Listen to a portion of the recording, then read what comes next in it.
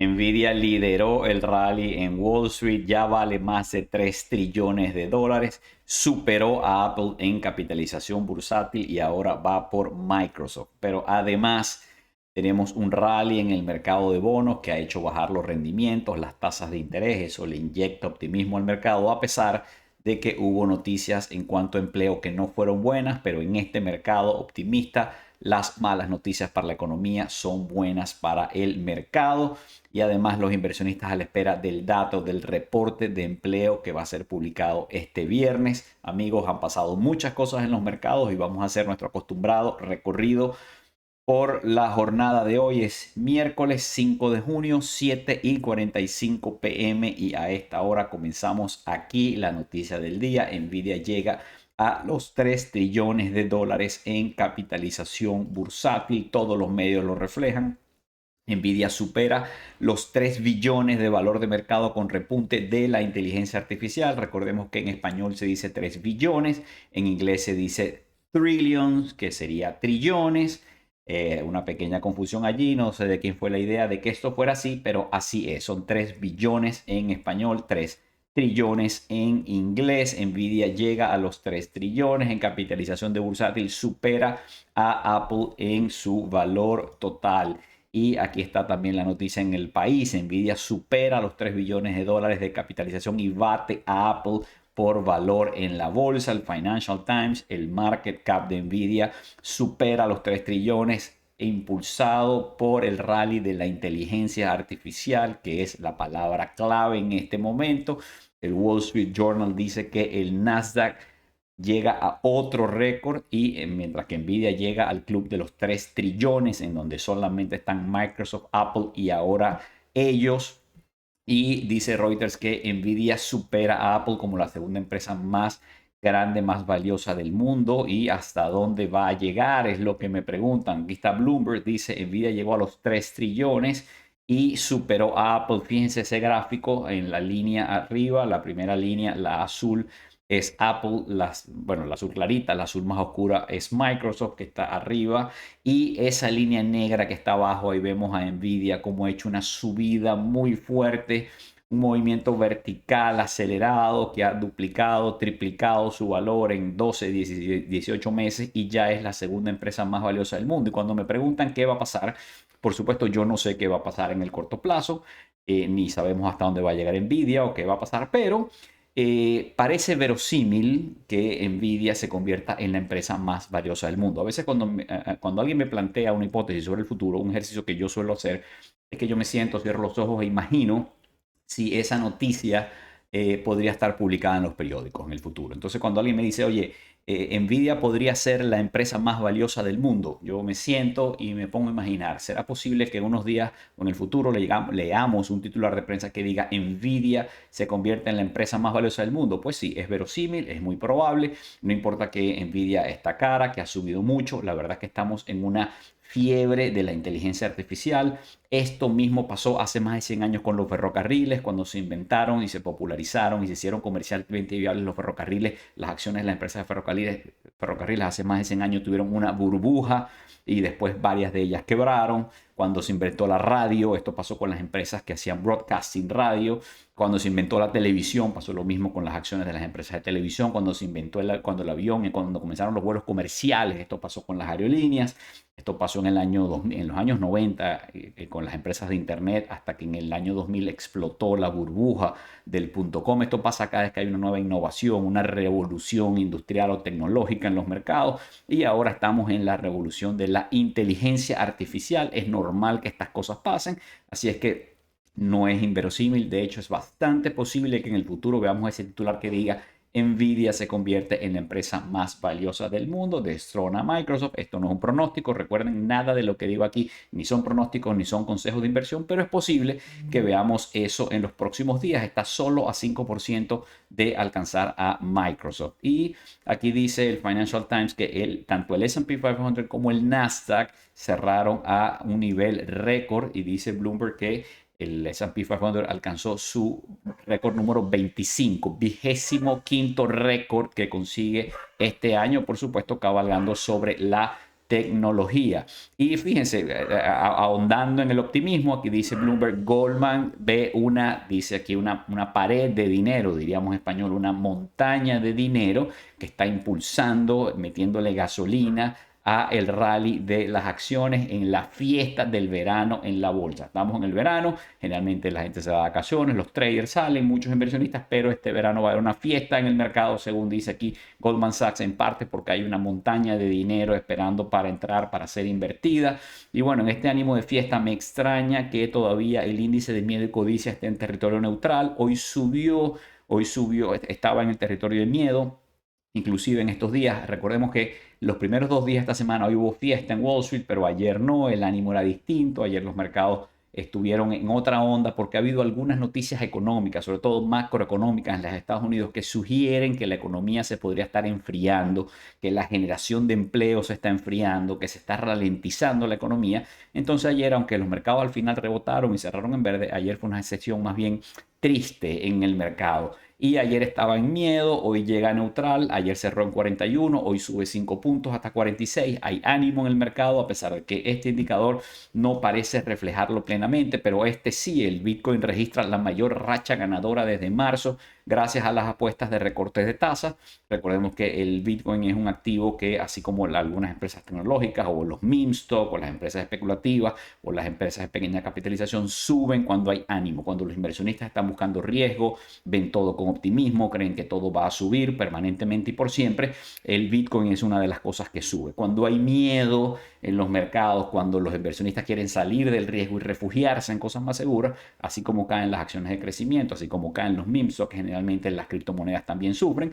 Pero bueno, el Bitcoin está subiendo, marcando récords. Alguien me preguntó ahí en la sección de comentarios en YouTube, alguien me preguntó, Ramón, ¿qué tienes contra el Bitcoin? ¿Qué tienes contra las criptomonedas? Atención, no tengo nada contra las criptomonedas y mucho menos contra el Bitcoin, que es la más, vamos a decir, la más grande, la más importante y la que de alguna manera ha ido entrando en el mercado financiero. Pues ya hay, como ustedes saben, ETFs, fondos que ustedes pueden comprar para tener una exposición al Bitcoin directamente en sus portafolios. Yo tengo clientes que tienen exposición, me han pedido exposición al Bitcoin y tienen Bitcoin en sus portafolios. No, de ninguna manera me niego a hacerlo. Yo tengo una pequeña exposición a Bitcoin en mi portafolio. ¿Y por qué lo tengo? No porque creo que es una gran inversión, creo que nadie sabe qué va a pasar con el Bitcoin, pero la tengo por humildad. Yo creo que una cosa que yo he aprendido con los años en este mundo de las inversiones es que hay que tener mucha humildad para reconocer que no sabemos qué va a pasar en el futuro, desconocemos, no podemos prever el futuro. Y así como creo que el Bitcoin es una cosa extraña que no entiendo bien, que además no produce intereses, no produce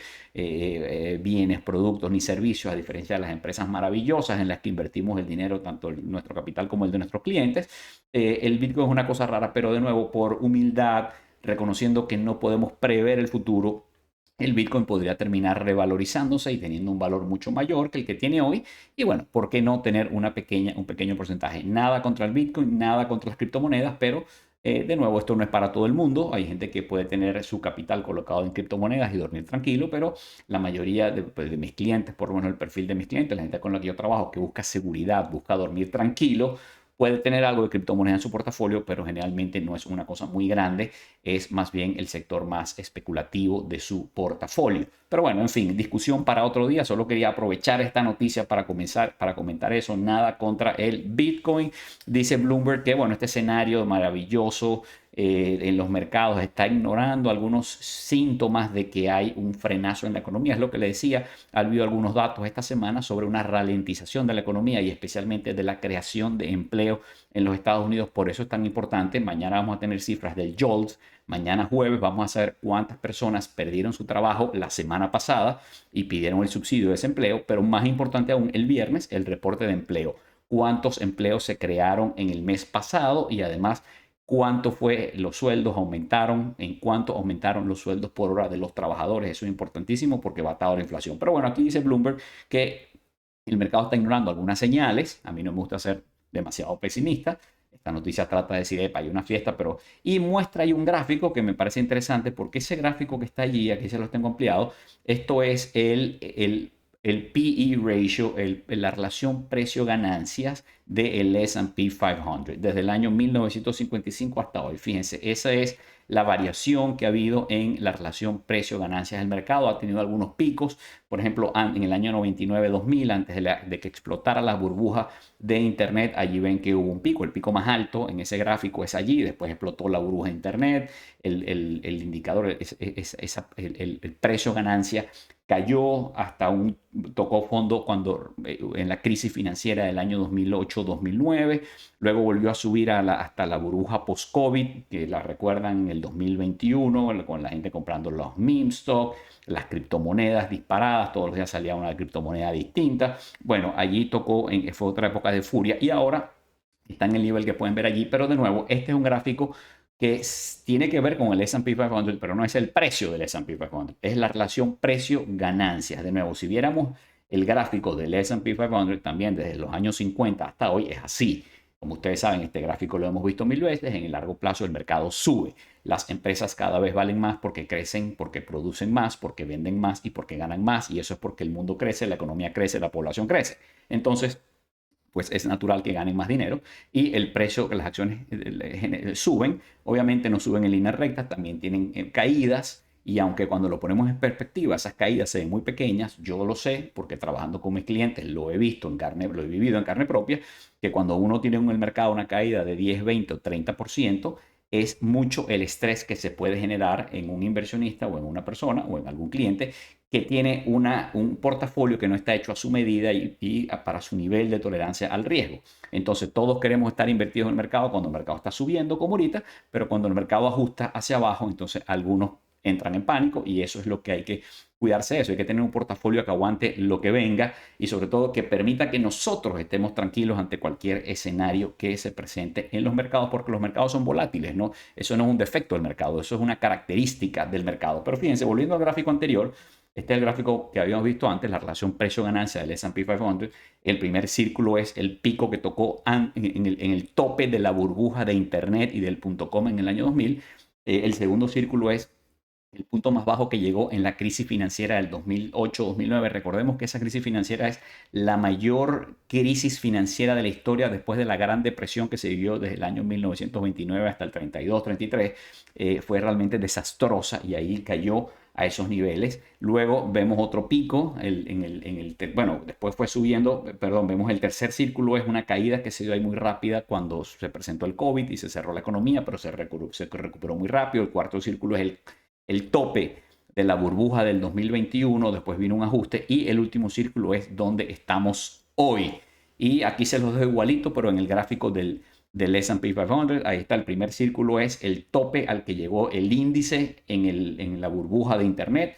Después el segundo círculo es el ajuste que tuvo. Hoy se ve pequeño, se ve como una pequeña caída porque han pasado 20 años de eso y proporcionalmente se va haciendo esto cada vez más pequeño, pero fue una caída dramática en ese momento. El tercer círculo es el tope al que llegó antes de que viniera la gran crisis financiera. En ese tercer círculo, ese tope antes de la crisis financiera es cuando la gente estaba haciendo lo que llaman aquí flipping houses, ¿no? Que la gente compraba una casa y la vendía a las 2 semanas, a las 3 semanas por 10, 20% más. Con una pequeña cuota inicial sacaban el mortgage, es decir, el crédito hipotecario para comprar una casa que la vendían muy rápidamente, le hacían el flip. Bueno, esos abusos, esos excesos que se dieron en esa época llevaron a la crisis financiera que vemos en el cuarto círculo, afectó a los mercados, la bolsa cayó con mucha fuerza. Y bueno, después de eso, cuando ahí en ese cuarto círculo la bolsa toca fondo, la economía toca fondo y los bancos centrales, especialmente la Reserva Federal, lleva las tasas de interés a cero. Y desde ese entonces hemos tenido unas tasas de interés muy bajas y han permanecido así hasta que se empezó a revertir este ciclo hace apenas 1 o 2 años, pero esas tasas de interés en nivel cero, muy bajas, hicieron pues que los activos, todo tipo de activos subieran de precio, se inflaran y vemos esa subida gigantesca que hubo en la bolsa desde el año 2008 hasta más o menos cuando llegó el COVID. Allí lo vemos, una subida gigantesca. El quinto círculo es el sitio donde estábamos antes del COVID. La sexta es la caída que tuvimos cuando el COVID, perdón, el quinto círculo es, el quinto círculo es la burbuja que tuvimos post-COVID. año 2021, el año 2022 hubo un ajuste, fue muy duro, muchos de ustedes me escribieron, sufrieron porque fue un año, cayeron las acciones, cayeron los bonos, ese es el penúltimo círculo. Y el último círculo que ustedes ven en ese gráfico, que es donde estamos hoy.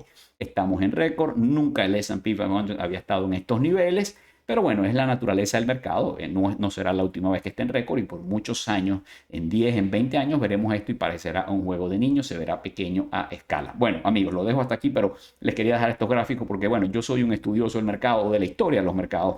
Algunos de ustedes también son estudiosos o tienen la curiosidad y es bueno poner siempre las cosas en perspectiva. Y bueno, la creación de empleo en el sector privado se desaceleró en mayo según el reporte de ADP. ADP siempre hace estos reportes una vez al mes, pero no siempre son muy exactos. Sin embargo, hoy dijo esto se desaceleró. Ya ayer o anteayer había habido datos sobre empleo que apuntaba a eso mismo. Entonces, pues lo que hizo fue confirmar que pareciera que hay una desaceleración en la generación de empleo. El informe señala que el mercado se está enfriando gradualmente. Las ofertas de empleo cayeron en abril al nivel más bajo en más de 3 años, según datos oficiales publicados esta semana, es a lo que me refería, u otros números esta semana. Así es que, bueno, nada, ese es el ánimo un poco que hay que había ayer en el mercado, sobre todo. Hoy hubo fiesta, hubo rally. El rendimiento de los bonos cae a los mínimos de 2 meses tras los datos de empleo, y esto es, obviamente, si el empleo está cayendo, la generación de empleo, si se está ralentizando la economía, si se está frenando la economía, si va a haber menos gente empleada, si la gente va a ganar menos dinero en sueldos y salarios, va a aumentar el desempleo, la economía, eso nos acerca a una economía más lenta, una economía que crece menos o que incluso decrece, incluso podría estar en recesión. No estamos allí, ni estoy pronosticando que vamos a estar allí, por favor, pero digo, estas señales de que la economía se está frenando generalmente favorecen a los bonos. Si la economía se va a frenar y va a haber una desaceleración, yo no quiero tener acciones de empresas que están en la economía tratando de ganar dinero porque la economía está mala, prefiero los bonos que me dan la certeza de que voy a tener un ingreso del 3, 4, 5%, dependiendo de cuánto sea el rendimiento de ese bono. Entonces, bueno, estas malas noticias hacen que los precios de los bonos suban, por lo cual baja el rendimiento. Al bajar el rendimiento, bajan las tasas de interés y eso anima al mercado de acciones. El rendimiento de los bonos referenciales a 10 años tocó el mínimo de 2 meses después del informe de empleo de ADP. Aquí está el Wall Street Journal, nos dice que el rendimiento de los bonos del tesoro extienden, continúan en su declive. Esto es un gráfico, el gráfico que ven allí de solamente 2 días. Recordemos que hace poco estaba creo que cuando hice el video pasado, la semana pasada estaba en 4,5, 4,5, rendía el bono a 10 años. Ayer estaba rendiendo 4,40, traspasó, perforó la barrera de 4,40, también perforó hoy la barrera de 4,30 y bueno, vemos que cerró, aquí están los cierres, el bono a 10 años que cerró en 4,27, 4,28 por debajo de 4,30. Los únicos bonos que están rindiendo más de 5% son los bonos de 1 año o menos duración. El bono a 2 años se aleja del 5%. En el último video lo veíamos cerca, estaba en 4,90 y tanto, amenazaba con volver a rendir 5%, pero ahora retrocede y está en 4,72. Y bueno, el oro sube y los rendimientos de los bonos bajan tras los datos de empleos que vinieron más débiles. Y el petróleo subió, bueno, fíjense, el petróleo también cayó ayer, ha tenido 2 días malos. Primero porque si la economía se frena, se ralentiza, hay menos consumo de petróleo y eso afecta el precio. Pero lo otro es que el domingo terminó la reunión de la OPEP, hicieron un comunicado tratando de fortalecer los precios y lograron fue lo contrario. El mercado ahora lo que espera es que la OPEP en unos meses elimine los recortes de petróleo y vuelva a inundar al mercado de petróleo y eso afecta el precio. Sin embargo, bueno, cayó lunes, cayó martes, hoy rebotó ligeramente. Pero hay muchos titulares negativos para el petróleo en estos días, como este del Economista. Los rebeldes de la OPEP rompen el dique del petróleo para inundar el mercado de crudo junto a Guyana y Brasil. Guyana y Brasil no son miembros de la OPEP, no tienen cuotas, pueden producir lo que quieran, están produciendo cada vez más, pero los países de la OPEP que sí tienen cuotas, pues ya dijeron, miren, vamos a producir más, van a relajar las cuotas, van a eliminar algunos recortes que habían hecho. Y los rebeldes de la OPEP, Guyana y Brasil, van a inundar el mercado. El petróleo cae al abismo ante la incredulidad de la OPEP. El genio bajista del crudo está fuera de la lámpara.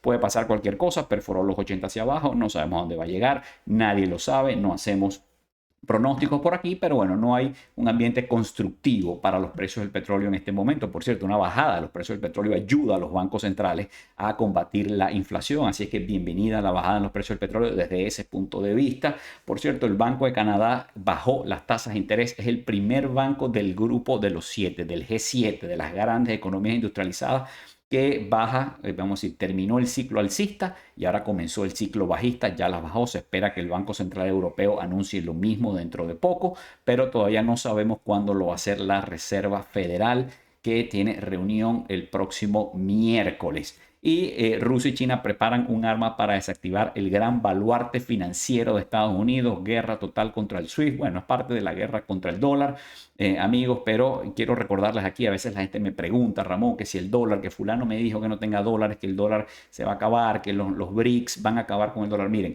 el dólar es la principal moneda de reserva del mundo, no porque quiere, sino porque puede. Y quien lo vaya a sustituir, lo va a sustituir no porque quiera, porque todos quieren, sino porque pueda, tiene que poder. Y para poder sustituir al dólar hace falta una serie de cosas que nadie tiene. Y sería muy largo por aquí explicar, pero por ahora el reinado, digamos, del dólar está a salvo. El dólar sigue siendo la moneda de reserva del mundo, sigue siendo el activo refugio. Así es que cuando ustedes a alguien le vengan con cuentos, ¿no? Que tus dólares que no valen nada, pide que te los entreguen a ti. Okay, nadie queme ni sacrifique sus dólares porque es y sigue siendo la moneda de reserva del mundo. Y este ataque al SWIFT es simplemente porque hay algunos países malandros, forajidos, que violan derechos humanos y que, bueno, Estados Unidos los saca del SWIFT, los desconecta. El SWIFT, como dice alguien por ahí, el SWIFT es como el WhatsApp de los bancos y saca a los bancos rusos, algunos bancos bueno, países que violan la ley, que están contra el orden internacional. Y bueno, estos países se quieren unir para crear una alternativa, pero eso no le auguro mucho éxito. Hasta ahora no han podido avanzar y un tribunal anuló la regla de divulgación de tarifas de los fondos de cobertura de la SEC. Bueno, la SEC sacó unas normas para que los hedge funds tuvieran que hacer un mayor disclosure, dar más información sobre los fees, sobre lo que le cobran a los clientes. Sin embargo, un tribunal dijo no, porque los hedge funds no son para cualquier inversionista. Ustedes que me están escuchando probablemente no tienen acciones, inversiones en un hedge fund o fondo de cobertura, como lo traducen.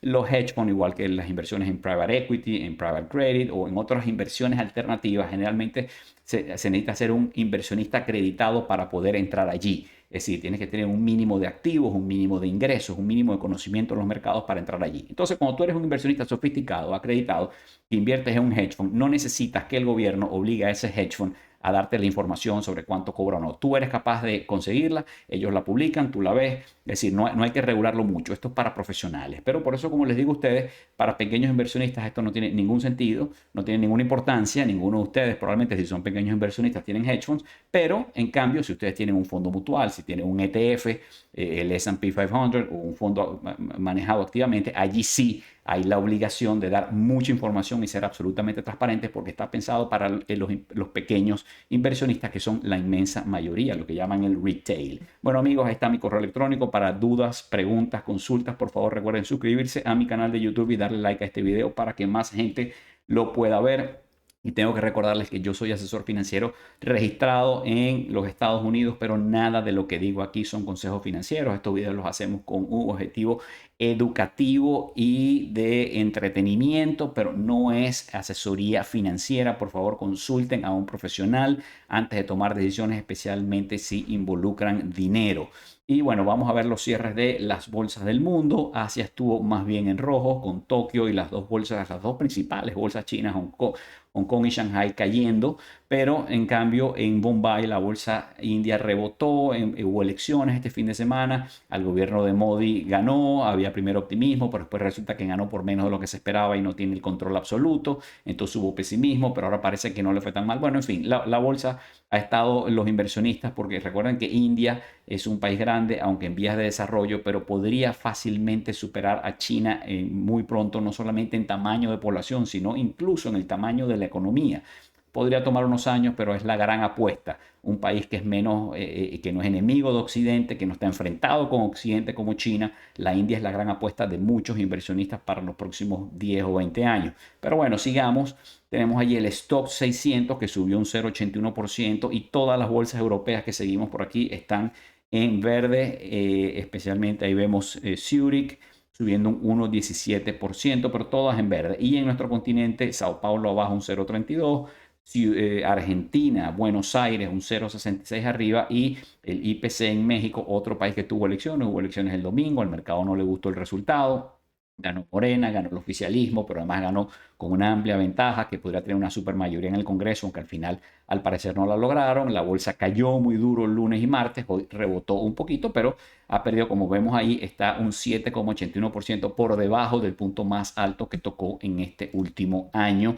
Y amigos, en Nueva York fue fiesta, fue euforia, una sesión absolutamente en subida con los principales índices arriba, el S&P 500 marcando récord, sube 1,18%, ahí vemos que está a un 0,0% de distancia del récord porque marcó récord y cerró marcando récord.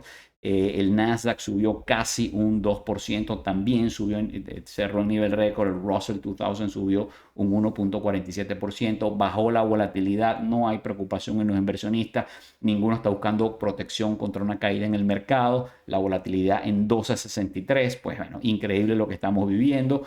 El dólar al parecer se fortaleció ligeramente a pesar de la bajada de los rendimientos, el petróleo con ligera subida, como ya vimos, y las criptomonedas subiendo un poco menos de 1%, pero en general en un ambiente constructivo para ellas. Este es el mapa de calor. Bueno, verde por todas partes, las magníficas 7, por supuesto, llevando la batuta. Ahí está Nvidia, verde fuerte, un verde brillante, un verde con una subida de un más de un 5%. El cuadro, el espacio que ocupa Nvidia en este mapa de calor cada vez se hace más grande y pronto será a lo mejor más grande inclusive que el de Microsoft. Por lo pronto hoy se hizo más grande que el de Apple. Apple subió, Google, Meta, Amazon, bueno, todas las acciones tecnológicas menos Cisco, que la vemos ahí en rojo. En el sector financiero hay bastante verde, aunque JP Morgan y American Express están en rojo. El sector de energía está mixto y el sector de los utilities, los servicios públicos, está en rojo. Pero bueno, ahí ven un día variado, pero definitivamente en subida. Aquí está el barómetro del mercado, donde están en verde todas las cuadrículas y muy especialmente el sector de crecimiento que hoy subió con mucha fuerza, impulsados por supuesto por Nvidia y las acciones tecnológicas. Por una curiosidad, aquí está el drawdown del S&P 500, que a veces se los muestro, y ahí está en 0,0%. El récord del índice, el punto más alto al que ha llegado, 5.354,16, y cerró allí unas décimas menos, así es que estamos en niveles récord. Y amigos, la noticia más importante esta semana, el viernes, mañana tenemos el JOLTS. Vamos a saber cuánta gente, como les dije, perdió su trabajo la semana pasada, pero este viernes 8:30, antes de que abra el mercado, tenemos el reporte de empleo y ese reporte puede mover los mercados. Puede mover el mercado de bonos, puede mover al mercado de acciones, sobre todo si viene con unos números, un resultado muy distinto a lo que el mercado está esperando. Bueno amigos, los dejo hasta aquí. Espero que les haya sido útil y nos vemos pronto.